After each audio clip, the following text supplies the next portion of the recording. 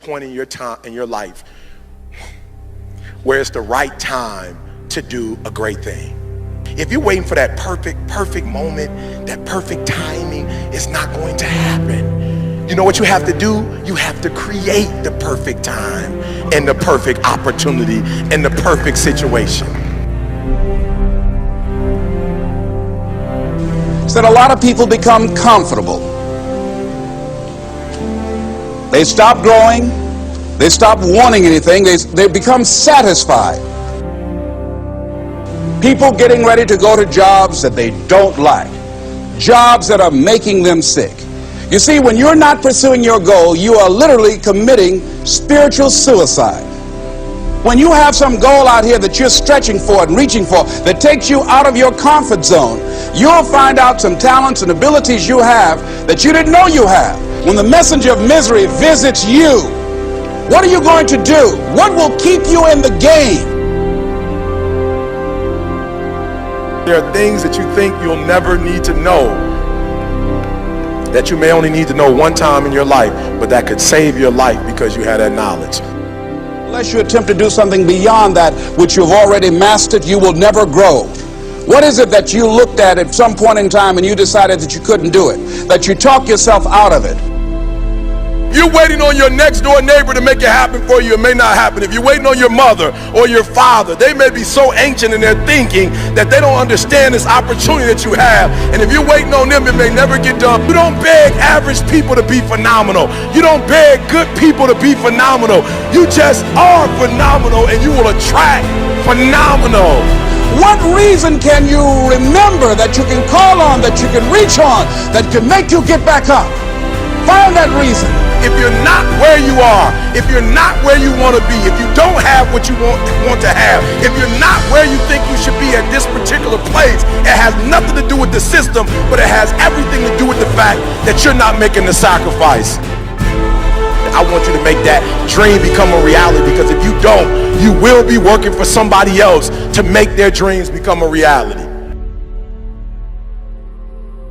Everybody is against you or don't believe in you no more. And let me tell you something, that's a lonely feeling. It's a lonely feeling, particularly people that you're doing it for.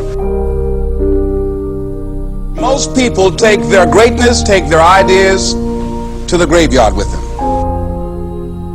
Listen to me, if it was easy, everybody would do it. There are people right now who are working who don't want to work. There are people who hate their jobs, but they keep getting up to do it. The wealthiest place on the planet is the graveyard. Because in the graveyard we will find inventions that we never ever were exposed to. Ideas, dreams that never became reality. Hopes and aspirations that were never acted upon. Question is, what are you going to do with your time? What drives you? And greatness is a lot of small things done well. Day after day, workout after workout, obedience after obedience, day after day. When things don't work out for you, when things happen that you could not anticipate, what are the reasons that you can think of that can keep you strong? You will never ever be successful until you turn your pain into greatness, until you allow your pain to push you from where you are to push you to where you need to be. Stop running from your pain and embrace your pain. Your pain is going to be a part of your prize, a part of your product. I challenge you to push yourself. See, it's easy to be on the bottom. It doesn't take any effort to be a loser. It doesn't take any motivation, any drive in order to stay down there on a low level. But it calls on everything in you. You have to harness your will to say, I'm going to challenge myself. I mean that what you did last week don't count. Today is the only important day. There are 86,400 seconds in a day, and how you use those are critical. You got 86,400 today, and what you do today is going to cement who you are. Nobody's going to talk about what you did last week. That the biggest enemy you have to deal with is yourself. There's an old African proverb that says, if there's no enemy within, the enemy outside can do us no harm.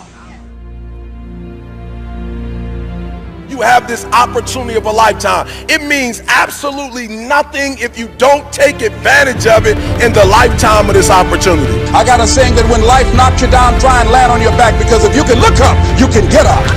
If you want a thing bad enough to go out and fight for it, to work day and night for it, to give up your time, your peace, and your sleep for it, if all that you dream and scheme is about it, and life seems useless and worthless without it. See, it's time now. If you want to make this your decade, you've got to start saying yes to your life. You've got to start saying yes to your dreams, yes to your unfolding future, yes to your potential, as opposed to saying no. When you die, die on E. Leave no dream left behind, guys. Leave no opportunity left behind. When you leave this earth, accomplish every single thing you can accomplish. Listen to me, you're going to be here one day, but you'll never get here if you give up, if you give in, if you quit. And finally, guys, you got to want to succeed as bad as you want to breathe.